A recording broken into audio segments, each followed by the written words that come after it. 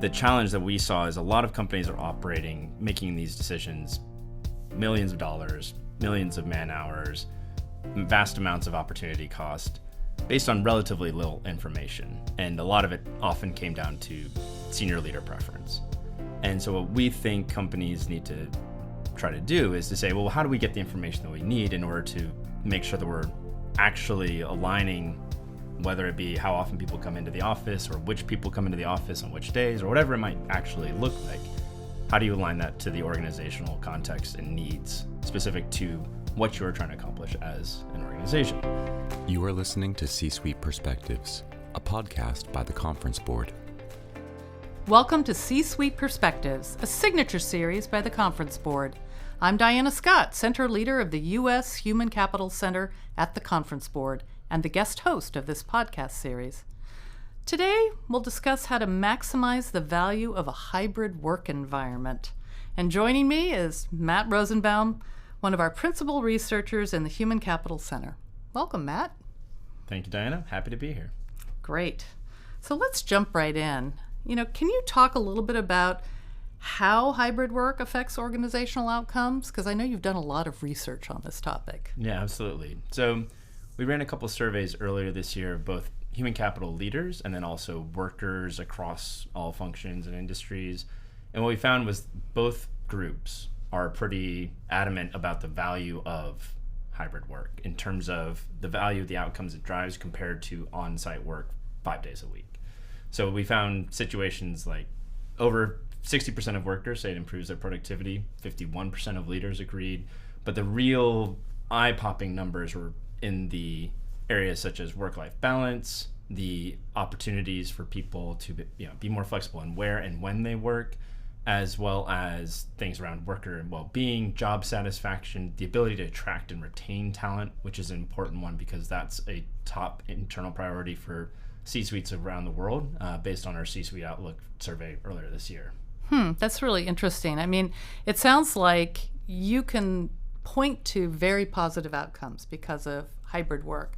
And you even say improved productivity and satisfaction. Mm-hmm. But isn't there some controversy about productivity and a little bit of tension in all of that? Yes, there is. It's partially due to the reality that it's difficult to measure productivity for knowledge workers, and I think that leads to a lot of issues. So we actually talked to some folks as part of the research for this study, and we asked them, because they brought up productivity, and we asked them, do you have anything to metrics to gauge levels of productivity or innovation, which was the other concern they had. And the interviewee said, well, no, and that's part of the problem. Because I think a lot of companies are trying to roughly estimate what workers are doing and what they're accomplishing based on their memory of what happened back when workers were in the office 5 days a week pre-COVID. And then, here we are 4 years later trying to say, well, this is roughly what I would expect from workers. It's usually not a situation where there's very specific data saying this is how we measure output and this is what productivity is or is not increasing. So it sounds like there's a fundamental issue when it comes to how you actually are able to measure some of these outcomes specifically, and maybe some of the companies need some help figuring out how to go about that. But let's get back to, we talk a lot about hybrid work. Clearly there's some tension, between leaders of organizations and what employees want. And many people speak about, well, it's kind of like you got to find the happy balance, or you have to compromise. But you're taking a different spin on this. So tell me, why is it important to optimize hybrid work models?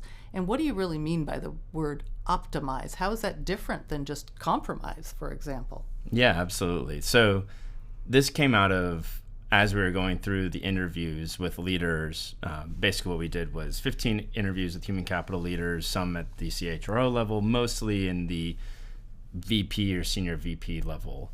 And we were asking them about how hybrid was going and what they wanted to change, what they wanted to improve. And what we noticed was that most companies don't really have a good sense of what they're trying to accomplish beyond just balancing, okay, well, leaders want folks in the office 5 days a week was a pretty common refrain that we heard.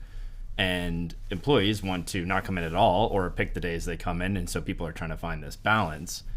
And what struck us was that we think that's the wrong way to view things, because norms around where people work, how often they work, what work they're doing where, are unsettled in a way that they haven't been in decades. And because of coming out of COVID, because we're coming out of the remote work en masse that a lot of organizations had to move to, there's a lot more openness to, well, what do we actually need to accomplish and where, and how do we do that best? And so what we're trying to encourage organizations to do is to sit back, and instead of saying we have employees asking for one thing and leaders asking for another, and we're going to split the difference and come in 3 or 2 days a week, instead to say, what are we actually trying to accomplish as an organization? What work do we want our workers to be focusing on? And where do they do that best? Or when do they do that best? And then build from there. That's interesting.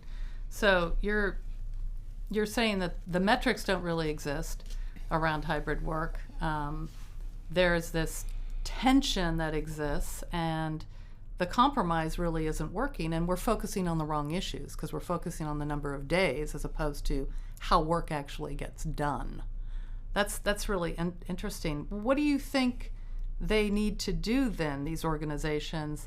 How do they go about figuring out how to optimize, and where do they actually focus their efforts then in finding that optimal approach to hybrid work as opposed to the compromise approach?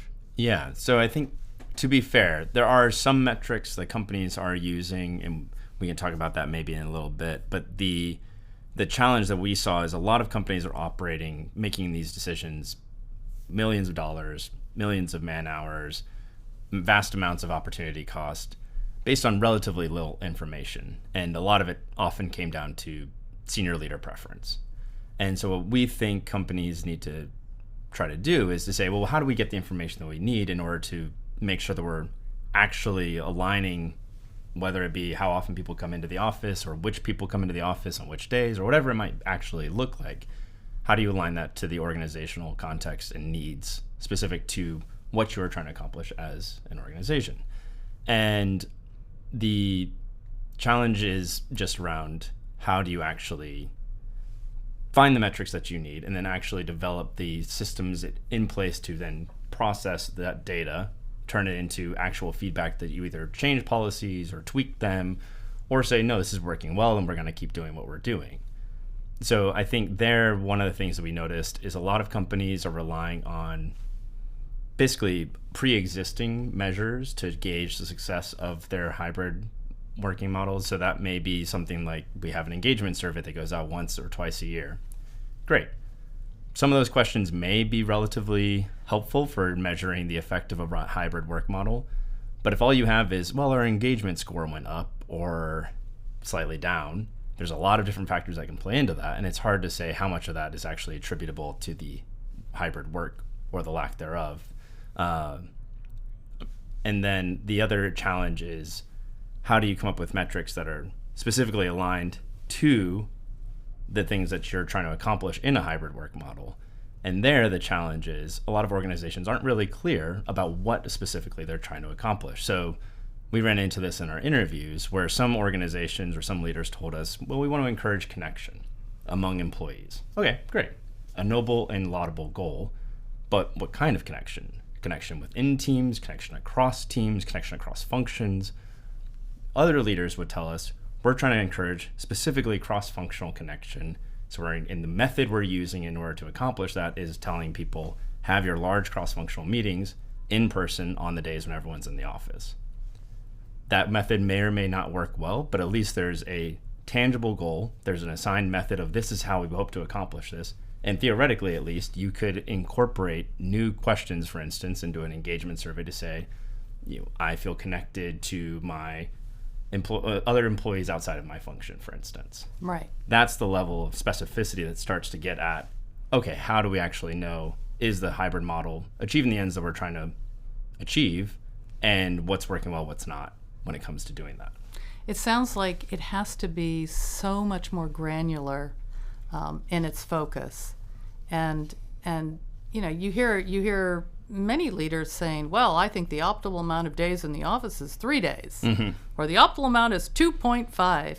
it sounds like that's not necessarily going to work, because you've got to really get under the cover and figure out, like, what's the work that happens in this particular area, this particular company, how is flexibility viewed, and to your point, what are the objectives that you're trying to accomplish by having people together or doing work solo. Yeah. How do you help leaders really get down to that granular level? Because it sounds like one size doesn't fit all when it comes to hybrid work. Yeah. One size definitely does not fit all. I think the challenge then becomes, one, how much specificity can you actually reasonably accomplish in terms of just assessing this is what we want to try to tweak and how granular we want to be in trying to design this model, versus the reality that you have thousands of employees and you're trying to make sure that everyone's, staying relatively in line and following the process or following the policy. So there is going to be a need to simplify and generalize on some level. But at the same time, I think it's important for leaders to understand that the context in which, as you were saying, you recommend 3 days a week for certain job roles, or narrowing it down even more for certain project types or for certain stages of projects, that's going to be vastly different. So for instance, it's more important to have workers come together at the beginning of a project to kick it off than as the work is going on, or maybe come back for certain milestones to be in person. But a lot of the work conceivably can be done remotely and doesn't necessarily need to be done in person. So having people 3 days a week just across the entire period isn't necessarily matching those needs, versus saying we're going to have you in 5 days a week for let's say the project kickoff is 2 weeks. We're going to have you in 5 days a week for 2 weeks. And then we're going to have another week of 5 days a week, maybe at a midpoint or some other milestone, or if there's a handoff to a separate project team, that sort of situation. That's more of an accounting for the context and getting into, well, what do we actually need you in person for, versus just saying we think this regular cadence fits across all contexts, which it just doesn't. Yeah, that actually does make a lot of sense, but it really does speak to the need to get your leaders focused on how to create some rules of the road and rules of engagement that work for their particular areas, and how deep in the organization do you allow that to go. That's got to be challenging for the senior leaders in the company, because they have to really trust their leaders in the middle of the organization to make some of these decisions. Do you think the leaders of the organizations need to provide some sort of framework for how they go about this, or how do you help leaders really come to these kinds of decisions? Yeah. So just to reiterate the point of needing to trust the middle managers, I think that was one of the main challenges that we ran into. I'll kind of share two different perspectives, one of which came from a previous research that the Human Capital Center had done, I think a couple of years ago, in which they were interviewing a human capital leader who said, look, we trusted our middle managers during COVID to make the right decisions. Like, why wouldn't we trust them now? So that's one potential view. On the other hand, we also talked to a CHRO who said, our managers are terrible at this, making the decisions of, no, you can't have a slightly different policy applied to you as an individual employee than everyone else in the team, or how do you decide to deal with exceptions? So it leads to a lot of friction and issues, rather than saying, so this CHRO said, be strict and make sure that people are following the policy, and then potentially you can ease up, rather than trying to start off more lenient and then become more strict. So it depends. There are different attitudes out there. I think it's vital for senior leaders to, one, be clear about the vision. What are you actually trying to accomplish here? Communicate, this is why we think hybrid work will help us achieve this vision. Because one of the other challenges that we ran into is a lot of workers are skeptical of why leaders are saying we need to return to the office. And some reasons are going to be more persuasive to some people than others. So how do you actually know what those reasons are, and then communicate them as part of your messaging when you're selling that vision? And then also things like providing training for managers, or giving them, engaging them as a stakeholder, rather than saying, here, take this policy and apply it across the board. You don't get to co-create it. You just have to go forth and spread the good news. I think it's much more valuable if you can get those stakeholders on early, or get on board early, make sure that they're aligned with the vision that you're trying to sell, and then also can go forth and do the work of selling that, making sure people are staying in line with what that vision is. But it requires a different approach than a lot of companies are taking. That is absolutely true, and I think this is a good time to take a short break, and then we'll be right back with more of my conversation with Matt Rosenbaum. What does the future of work mean for your employees? How will your company navigate ESG? Will there be a global recession? At the Conference Board, our experts translate the latest research and economic analysis into insights and real-time problem solving for your organization. Membership at the Conference Board provides your team with an assortment of knowledge, from economics, marketing and communications, ESG, public policy, and human capital. As a member, you'll have access to our center experts, member-exclusive events, data and benchmarking tools, and peer sharing that will help you understand the present and shape the future. Consider becoming a Conference Board member today by visiting www.conference-board.org. Welcome back to C-Suite Perspectives. I'm your host, Diana Scott, Center Leader of the U.S. Human Capital Center at the Conference Board. I'm joined by Matt Rosenbaum, Principal Researcher at Human Capital, and we're talking about optimizing hybrid work. So let's dive into some of the details, because you talked a little bit about things that really smack of change management within an organization and how you engage people in the visioning part of this, and how that then helps some of the outcomes. So can we just talk a little bit more of that? You talked about communications, et cetera, before the break. Talk a little bit more about that, a little bit more detail. Absolutely. So I'll give some examples that came up through our interviews. One of the key differences we found in how organizations communicated their plans to either move to hybrid or to move from, let's say, coming in 1 or 2 days a week to more days per week, was some companies said, this is happening in a month, figure it out. It's February in the United States, that's part of the school year, and they didn't care. They said, go forth and make this happen. Other companies... That must have really made people very excited. Yes, it was, generally speaking, poorly received, at least from what we heard. But the contrast was other organizations that had the foresight or the care and the attention to detail in terms of the planning and the communication that went along with it to say, look, we're going to make these changes, but we're going to wait until, in this case, it was usually the end of summer, so people didn't have to figure out childcare during the middle of the school year. And they said, we're going to give people 6 months to figure this out, to know that this is coming. And there, I think the challenge is a lot of companies have made promises and then retracted them when it comes to like remote work policies, or vice versa, said change is coming, and then it's a slightly different than what we initially said. So there is a need to be communicating, this is our expectation, this is actually going to happen, but we're going to give you the time to prepare for that, and to be thoughtful about what are a lot of the hurdles that workers are going to have to face in order to adapt their lives to that new schedule. How do we ameliorate that? And that, I think, sends a message to employees of, 1, this is carefully thought out. 2, our employer cares about us and is thinking through, our leaders are thinking through my life, how this is going to affect me.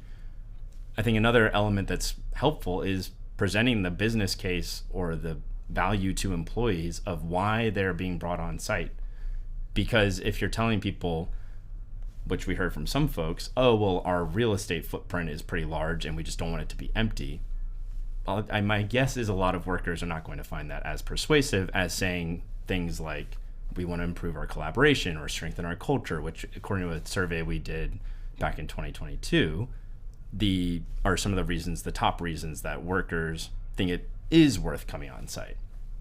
So again, going back to the point of messaging, it's not just giving people the time to adapt. It's not just the clarity about this is our expectation.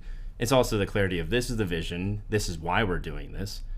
And having conversations with the folks. This is something we heard from multiple interviewees about having conversations with people who are skeptical or may have special circumstances that need to be accommodated, talking to them, understanding their needs, and showing them we care. We are working with you. You may not get everything you want, but we are at least going to hear you out, consider it, and try to work with you as best we can. So you're talking about something that really seems very transparent Yeah. And it's very authentic. Talk to me a little bit, though, about how you incorporate, the feedback and the vision from the employee's perspective into some of this, and is it appropriate to give them a voice?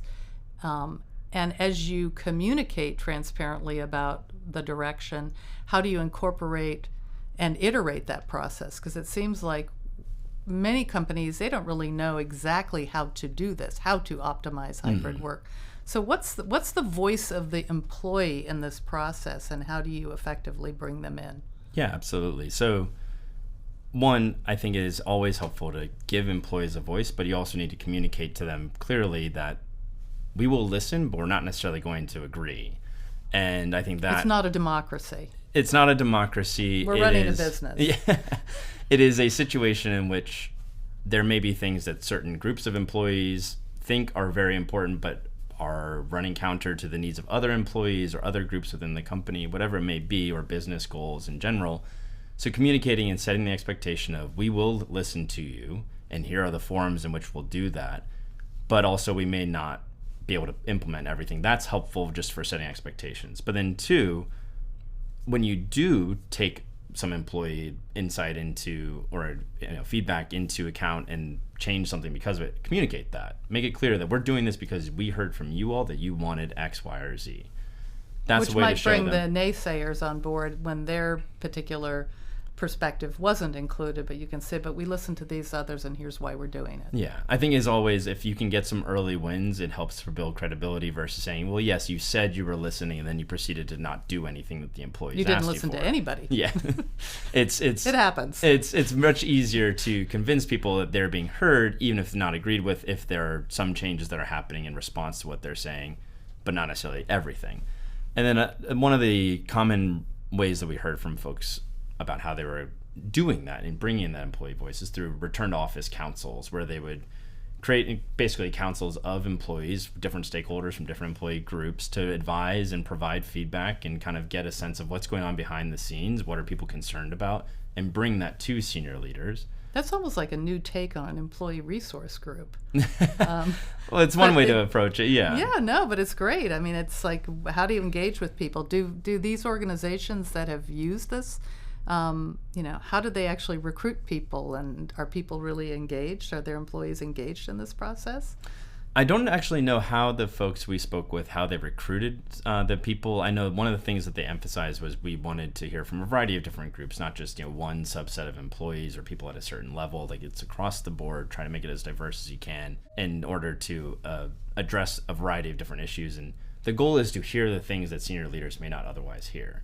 And I think the other way that they paired that maybe more specific qualitative information with a broader lens is through an employee engagement surveys, where they would ask questions specifically about coming back to the office. So one company even told us that they were proactive in using their employee engagement surveys as a way to basically get people comfortable with the idea of returning to the office. So even before they were thinking about coming back to the office, saying, what would make you not want to come back? What would make you want to come back? What are some of the concerns that you have as employees? And then they working to address that, sharing some of those steps that they're taking, saying, we heard X concern and this is what we're doing to address that. And then also customizing employee engagement surveys versus just relying on, we have the same thing that we've been doing for however many years, whether it be a pulse survey or your big annual one or semi-annual one, to be able to say, we have questions specifically related to how working on site or not working on site is affecting our employees, and we're going to make decisions based on that. That's another way to bring in that employee voice. And I think pairing the two, a council or some deeper group that you can go back to and ask, well, what's a bit more about why you're hearing these concerns, but also that engagement survey to give you a broader data set of, this is what people are saying across the board. Right, and then to your point earlier, you have to communicate that this is what we learned, this is how we listened, and these are the decisions that we've made. Exactly. To achieve the objectives that suit all of the business needs and our consumer and stakeholder needs. Yeah. That's interesting. We talk a lot about getting granular, but and that not one size fits all. But isn't it true that depending on the type of work and the jobs, I mean, there could be great variation in terms of how this is applied from one area of a company to a different department or business unit of a company, or a different function within a company even. Yeah. So I think, you can break it down by a variety of different ways. It can even be different depending on the region. Certainly you have some areas where there might be more concern around infrastructure or people having space available to them to work at home, versus other parts of the world you may have people who have more access to the amenities that they would need in order to be able to work well and comfortably at home. So that's one issue.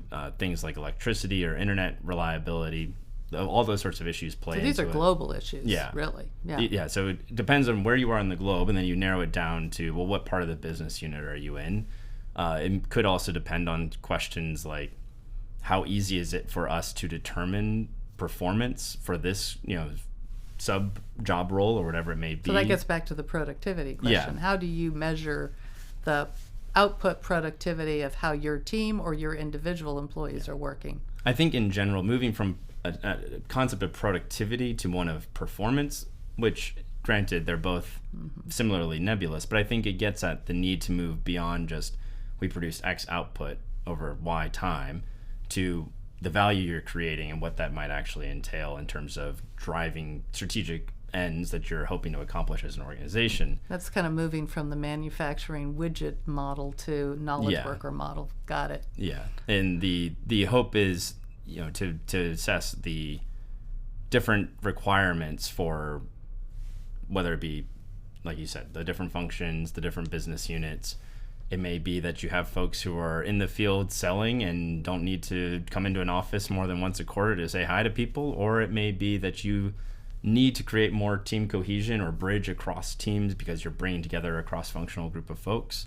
That may require people to come into the office more frequently or be in person together. It doesn't have to be in an office. I think it's, again, we have to move away from these old conceptions of what it means to be together in person. For instance, one company that we spoke with, their CHRO said, they had just signed an office lease and realized we don't actually need an office to do our job. We need an experience center to bring people together and to encourage the collaboration and strengthen the culture that they were developing. So they decided to move to more of a remote first model, but bring people together regularly throughout the year in order to be in person, and use this experience center, which is a space designed around bringing people together. I think one of the challenges that you see is a lot of people are trying to just stick with their old office buildings and maybe slap a few more whiteboards on the walls, but otherwise it's pretty much the same. That's not going to work well for necessarily trying to create more formally create the social cohesion, the collaboration that otherwise, the space was dedicated more towards individual work. So I think that is also a shift that needs to happen as well. Right. So you're fundamentally saying, companies, leaders need to step back and rethink where the work happens, how the work happens, how to most effectively, get different aspects of the objectives that you want to achieve done using your individuals and your team members most effectively. That's a very different way of looking at how you work than just come into the office 2 or 2.5 days a week. Yeah. That sounds like it requires for you to really retrain how managers think about it. So you do all this work and figure out what are the optimal approaches, providing some, managers flexibility and designing where and how the work gets done. But that requires some training, doesn't it? And how should leaders think about, how do they train their organizations, their managers, to be effective in this new model? Yeah, so I think it is certainly something that training can help address. So some of the changes that we heard folks talk about, specifically related to management, is one, especially if you have distributed teams, the one-to-one check-in, those times when the manager is talking to a direct report, becoming especially important for alleviating those concerns, making sure that they feel heard, that they feel connected to the company, passing on cultural traits that you want people to continue and to exhibit in their work. All of those become much more important in those touch points between managers and their employees. Another area that becomes important is around helping people to understand how to manage well when you can't necessarily see people. And so, yes, you may have people coming in more frequently in a hybrid model versus a fully remote model, but it's still, you're going to be a remote a couple of days a week maybe, or whatever it might be in your organization, a couple of weeks out of a month. There are different models out there. So people are going to have to be able to manage well in both environments. So how do you actually do that? So I think training is a helpful way to just make those changes available, or help people understand this is what's changing, this is what you're going to have to do differently. But it is also something that we found a lot of organizations don't do training at all for both managers or senior executives. And those that do, however, are basically, I think, roughly 30% of the folks. We did a survey a couple months ago, and 30% of the folks said they did do training and found it effective, and only 10% of the folks said they did do training but have found it ineffective. So there's a pretty big gap there between, if you do actually do the training, it seems to lead to positive effects. But a lot of companies, I think it was about 35-40% of companies said, we just don't do training. And that's a pretty high number, that considering how much of a shift this new working model it is, I think is eye-opening and something that companies need to reconsider. Because I think the challenge is, we ran into this attitude a few times, this view of, well, we're just basically going back to 2019 and working the way we used to work before the pandemic forced us to move more remote. But the reality is, you have workers who have grown accustomed to working outside of an office environment. You have new workers who have started their careers in a remote-only environment or remote-first environment. And you have people who have just gotten out of the habit of how to manage well in this situation. And that all requires a lot more formal attention to, like, how do we change these behaviors in order to meet these new realities, versus just saying, great, we're going back to the way things used to be. Yeah, let's move forward. It's the optimize. Don't compromise. Optimize. Yes. Actually do things better. One final thing I'd love to just dive into just a little bit in the final minute that we have is around metrics. You started by saying we don't really have good metrics now. So tell me, now that we've talked about this, what metrics can organizations use to evaluate, the effectiveness of their hybrid work if they're doing and approaching it in the way that you just described? Absolutely. So one of the most common refrains we heard was people taking their engagement surveys and tweaking them slightly to address issues related to hybrid work specifically, or work models in general, such as, I feel connected to my other colleagues, or I feel connected to people outside of my function.